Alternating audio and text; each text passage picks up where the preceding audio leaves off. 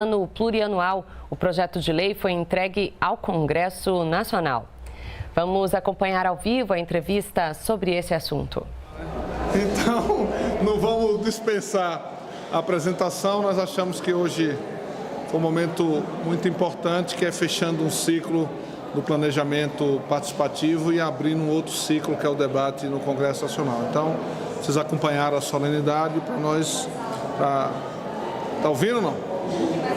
Eu vinha falando que nós hoje encerramos um ciclo da parte do planejamento participativo.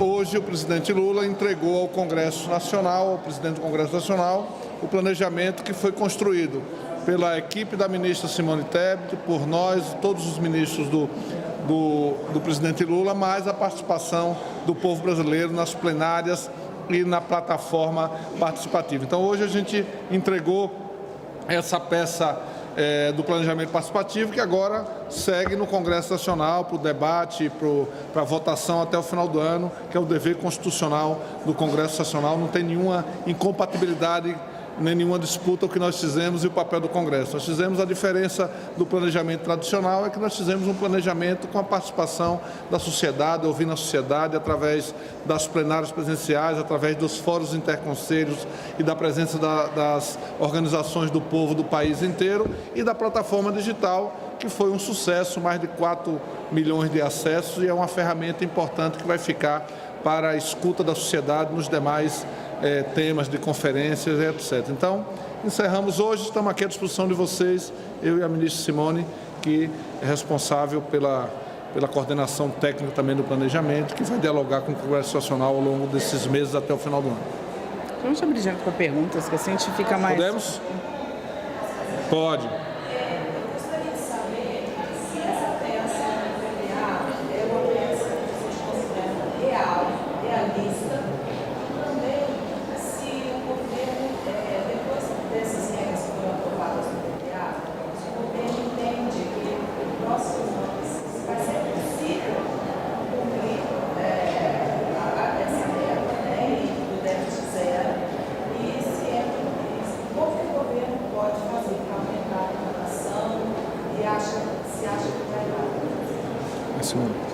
Bom, deixa eu colocar uma coisa que eu acho que é fundamental passar.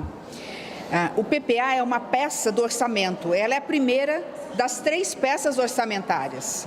A diferença é que ela é feita há 4 anos, porque ela estabelece programas, diretrizes, princípios e indicadores e metas para 4 anos. Ela orienta a LDO e a LOA. Só para vocês terem uma ideia, a LOA é obrigada, o orçamento que eu estou entregando amanhã para o Congresso Nacional e a própria Lei de Diretrizes Orçamentárias é obrigada a ter tudo que consta no PPA.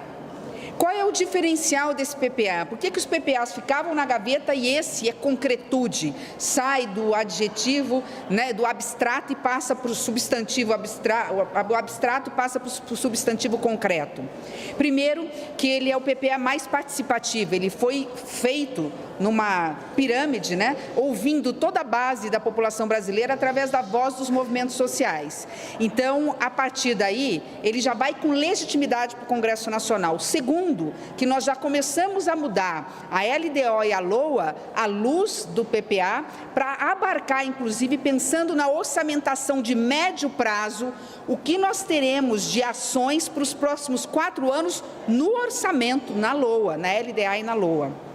Terceiro, todas as propostas da sociedade civil, todas, elas foram incorporadas dentro do PPA, à exceção do que era inconstitucional, o que era de competência de estados, de competências municipais ou, como o ministro Márcio Macedo falou, aquelas que dependem de gestão legislativa. Então, depende de um passo anterior antes de voltar a entrar em alguma ação do governo federal. De forma bem objetiva, a nossa LOA tem milhares de ações. Essas ações, dentre elas, nós trouxemos todas as propostas do PPA. Então, quando chegar no Congresso Nacional amanhã, a LOA, que vai ser votada até 31 de dezembro, essa LOA virá com rubricas, com programas e ações que estão incorporando as sugestões da população.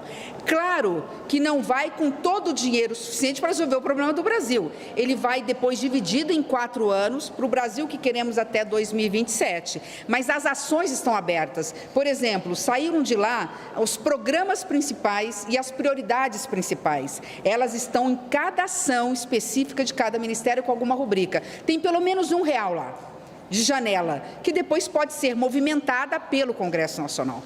Aí é importante dizer, não é um orçamento participativo, é o planejamento participativo, porque quem vai remanejar esses recursos dentro dos limites constitucionais são os deputados e senadores, mas eles não podem extinguir uma ação, nem criar uma ação. Isso foi feito por nós, na LOA, tendo como princípio principal o planejamento participativo. Então, a partir daí, não tem como voltar atrás. É um PPA que ele passa a ser concretude ao invés de ser abstrato. Então, dentro desse aspecto, nós estamos muito tranquilos. De outra forma, acho que o segundo ponto inovador é a questão da transversalidade. Naquilo que compete a cada um dos 37 ministros, temos 5 perguntas que nós fizemos para eles. Onde está a criança e adolescente aí? Onde está mulheres aí, que é a questão do gênero, onde estão povos originários, igualdade racial e a questão ambiental, porque é desenvolvimento com sustentabilidade. Por fim, nós estamos tentando criar um observatório para que a sociedade civil possa se enxergar e analisar a evolução que nós teremos das políticas públicas com base no PPA. E para isso, eu acho que essa é a novidade das novidades, e vocês, jornalistas, vão assim saborear essa questão, é que cada ministro se comprometeu com as ações próprias a colocar uma escala de critério de melhoria do seu índice na política pública. Então, temos alguns índices que nós queremos que caiam e alguns índices que nós queremos que subam. Vou dar um exemplo básico, porque no Brasil, de tantos grãos e de tanto alimento, é inconcebível ainda a gente falar de desnutrição infantil. Então, tem lá um indicativo, um indicador e meta do Ministério da Saúde. A própria ministra da Saúde falou, deixa comigo. Ela olhou o índice do IBGE do ano, o último que ela tinha, que era 2021, salvo engano, qual que era o percentual de crianças subnutridas no Brasil. Ela falou, pois bem, em 2024 nós baixaremos para tantos por cento, em 2025 para tantos por cento, em 26 para tantos por cento, com o objetivo de chegar em 2027 a tanto por cento. Isso serve para o mapa da fome, isso serve para assentamento na agricultura familiar, isso serve para a quantidade de alunos dentro das creches, para diminuir o número de nenéns, de jovens que nem estudam nem trabalham, aumentar, aí vamos falar de números que queremos aumentar a nossa nota, né, no PISA e no DEB da educação, aumentar o número de atendimentos nas filas, nos exames, consultas e cirurgias do SUS e daí por diante. Só para deixar claro, assim, porque eu sei que no discurso fica muito intangível, para vocês entenderem a partir de agora a materialidade do PPA, a concretude do PPA, ela começa a partir de então. Então agora a gente vai estar, eu e o ministro Márcio, prontos para conversar com os líderes, explicar que isso são regras, né, e diretrizes e objetivos e sonhos da população brasileira, daí a importância da aprovação com apenas os aperfeiçoamentos necessários para melhorar ainda o PPA. Eu só queria complementar uma questão. Que você colocou se é para valer o PPA, se tem concretude, se é concreto. É concreto. Primeiro foi feito um trabalho muito rigoroso, liderado pela ministra Simone, com os ministérios para elencar as 88 programas, dos quais 28 foram prioridades. São coisas estudadas, factíveis de serem realizadas à luz do que foi o programa de governo do presidente Lula, do programa que ele apresentou à sociedade na campanha. Segundo, foi feito um debate muito intenso com a população. Então, foi um raio-x do Brasil, uma radiografia do nosso país. As pessoas foram e colocaram as suas impressões digitais nesse processo. Para você ter ideia, dos 10 programas prioritários do planejamento participativo, 6 vieram da participação popular. Então, ele está dentro da realidade do governo brasileiro, do ponto de vista do planejamento, do ponto de vista fiscal, e está dentro da realidade da necessidade do nosso povo vindo da participação social.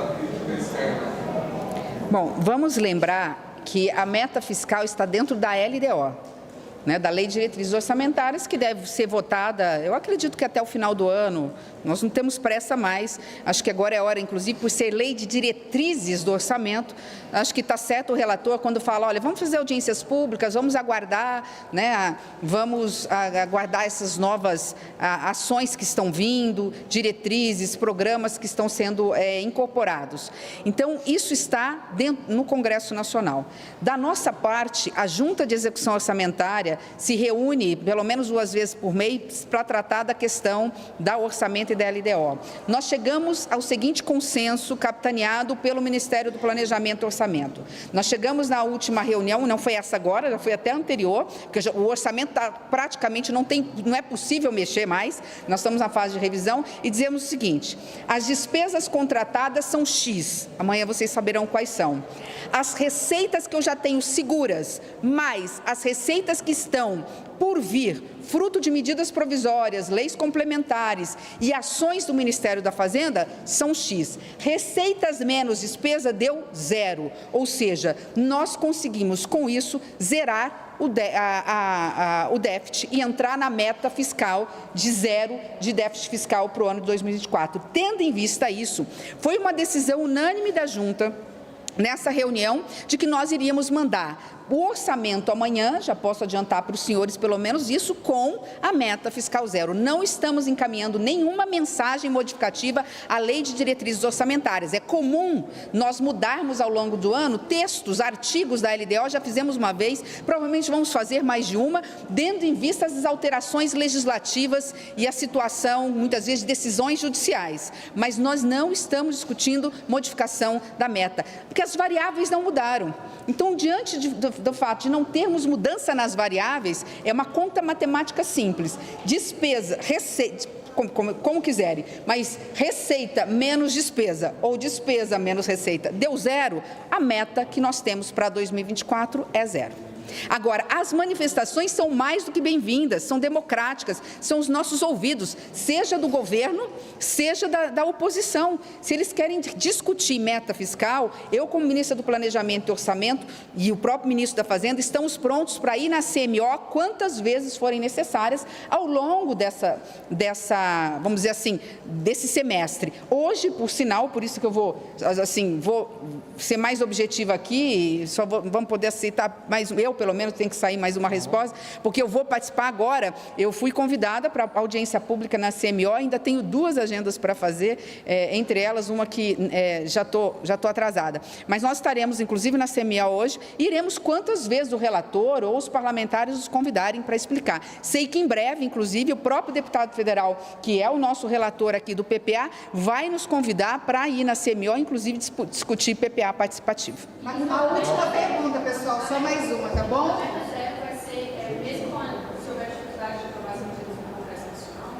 As variáveis que nós temos são estas. Eu trabalho com números e com dados. Eu recebi, seja pelo CIOP, seja pelo sistema oficial do governo, receitas suficientes para zerar o déficit fiscal.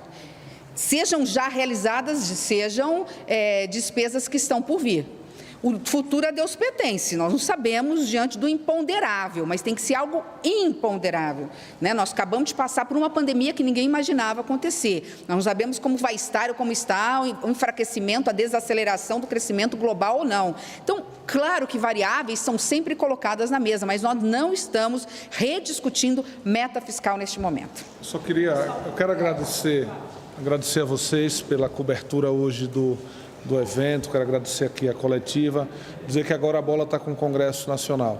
Nós estamos muito felizes com o trabalho, foi uma participação muito intensa. Tem um dado que me chama muita atenção, que é a participação das mulheres nesse processo, tanto as dirigentes dos movimentos sociais no país, como a participação efetiva. 61% das pessoas que participaram na plataforma, nas plenárias, foram mulheres. Então, é um planejamento que tem a cara da mulher brasileira, que tem a alma do povo brasileiro, que tem a cara do nosso país. Então, obrigado a todos. Agora é o Congresso Nacional, nós vamos ajudar no debate assim que for chamado. O presidente Lula hoje na presença de vocês, determinou que eu e a ministra Simone façamos esse debate e apresentação aos líderes do Congresso Nacional. Nós vamos fazer, conversar com todos os líderes. Se as bancadas também quiserem que a gente vá apresentar, nós iremos. E, obviamente, que o movimento social organizado do país vai acompanhar esse desenrolar no Congresso Nacional. Eu espero que a gente tenha um desfecho no final do ano, de que aprove o planejamento participativo, como veio escrito pelas mãos do governo federal e pelas mãos do povo brasileiro. Obrigado a todos.